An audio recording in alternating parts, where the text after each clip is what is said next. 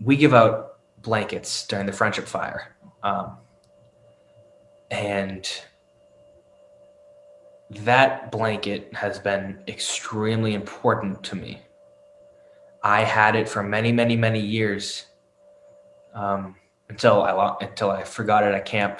Uh, my my year as a counselor, but I got it back. Um, and that blanket has my embroideries that at this point look awful. That I can't even tell you what I was gonna do. But I remember being so proud of my embroidery when I did it on the hill in the sunshine, um, with all my buddies around me, doing the same thing with their blankets, but just putting something on it just to make it even more personal than it was. Um, that's a tangible thing that goes with every Flying Cloud camper, but it's actually more than that. It's way the majority of like the percentage of how much that is valued basically to the camper is not that it's just like a blanket. It means something way deeper.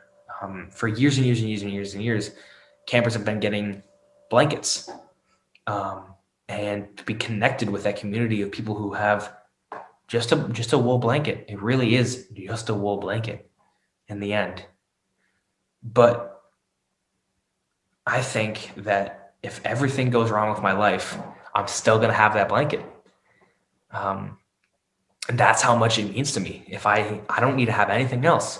If I have that blanket, I know I still have that experience, and that will stay with me forever. Um, Another reason why the blanket means so much is because you remember, um, and sometimes you don't, which is somehow even more comforting. What your peers said about you when you got that. Everyone that gets a blanket gets friends, counselors, whatever, to stand up and say, "I speak for whomever." And people say really beautiful things. These kids come up with poetry for their friends. I've seen actual poetry. I meant it literally, but sorry. Yeah. I've seen literal poetry. People have written poems about their friends. Um, and if it's not that, it's this big wave of more than compliments, like truly ways of thanking someone for their character, for their maybe their wit, whatever it may be. These campers who in the real world wouldn't get the benefit of the doubt to say something really thoughtful, and they say something extremely thoughtful. It's almost astonishing, what they say about their friends, how good it is and how well thought out it is. I mean, it's clear that people have been thinking about this stuff for days, if not weeks, about their friends.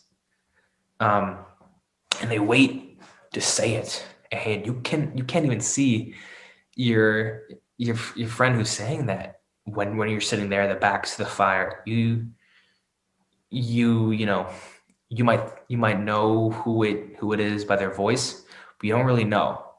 Um, and after they're done saying their piece about you, everyone whistles, and the whistling is loud, but it's almost not loud. It echoes, but it's not loud. It's very interesting and very moving, uh, when you feel that, and everyone is in agreement of what was just said. I remember the three people who spoke for me, and to this day, I'm striving towards what they saw in me. Sometimes I don't see what they saw in me, and that everyone has those problems in life. But after your first summer at Flying Cloud, I promise you won't ever second guess yourself. I guess you can say second guess your character, because people actually tell you truthfully what they think about you and how much you mean to them.